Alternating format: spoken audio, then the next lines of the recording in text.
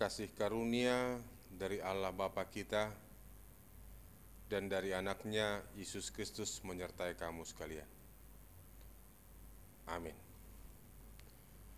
Bapak, Ibu, dan saudara-saudara yang dikasihi Tuhan kita Yesus Kristus, firman Tuhan menyapa kita melalui renungan harian sesuai dengan Almanak HKBP hari ini, 4 Juli 2020.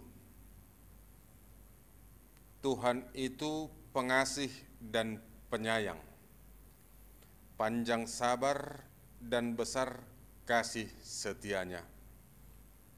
Tuhan itu pengasih dan penyayang, panjang sabar dan besar kasih setianya.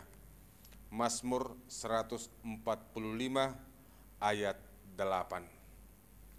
Bapak, Ibu, dan saudara-saudara, sebelum kita melakukan aktivitas kita di akhir pekan ini, firman ini mengingatkan kita tentang hakikat Allah, bahwa hakikat Allah yang sesungguhnya atau sifat yang sangat mendasar, sifat yang sangat hakiki dari Allah adalah kasih. Allah itu kasih. Kita bisa merefleksikannya di tengah-tengah kehidupan sehari-hari, Bapak, Ibu, dan saudara-saudara. Kalau seandainya Tuhan membalaskan setiap dosa kita, setiap kesalahan kita, tentu tidak ada seorang pun manusia yang dapat bertahan di hadapannya. Kenapa? Karena hari-hari kita dipenuhi oleh dosa.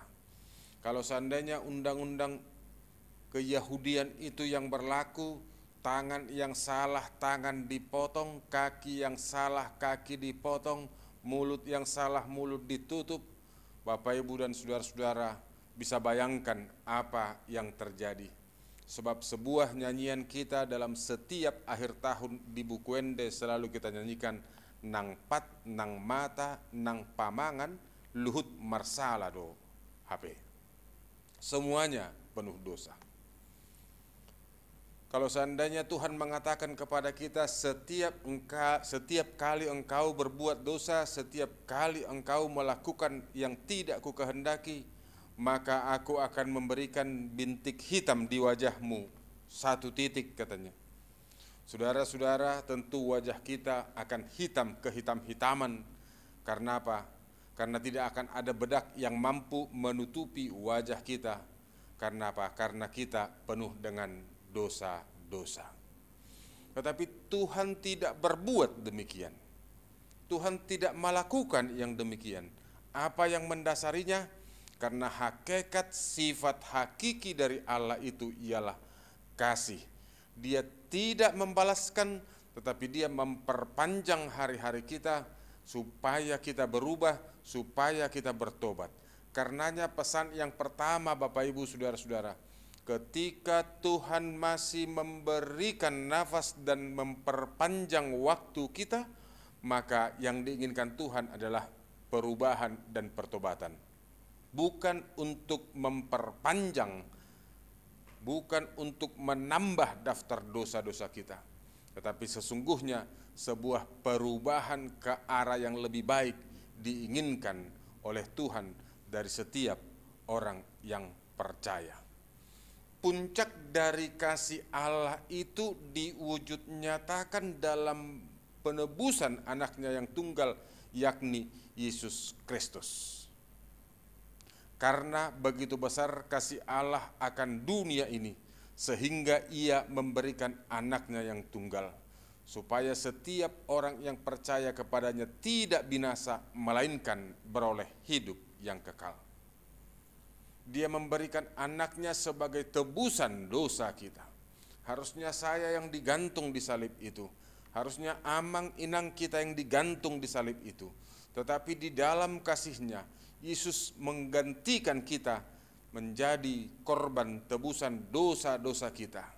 Karenanya apa yang diinginkan dari situ ialah perubahan dan pertobatan kita.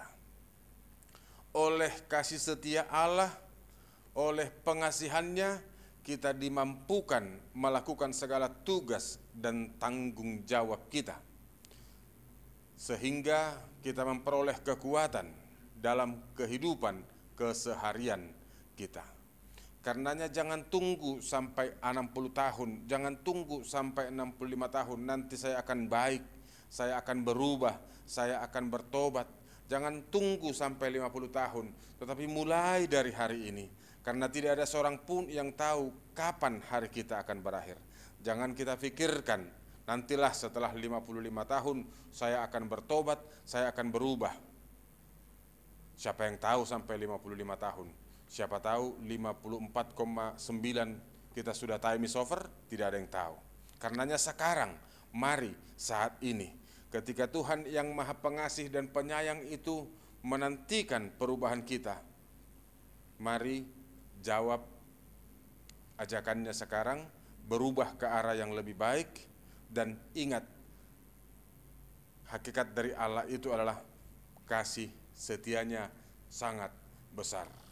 Oleh kasih setianya yang besar itu, Dia menutupi segala dosa dan pelanggaran kita. Tetapi bukan berarti dosa kita itu ditebus dengan harga yang murah, tetapi dengan teramat mahal darah anaknya Yesus Kristus sendiri yang telah menggantikan kita di atas kayu salib. Oleh penebusan Kristus kita dibaharui, dan oleh penebusan Kristus kita dilahirkan kembali, maka berperilakulah, berfikirlah, berbuatlah sebagai orang yang telah dilahirkan kedua kalinya oleh kebangkitan Kristus.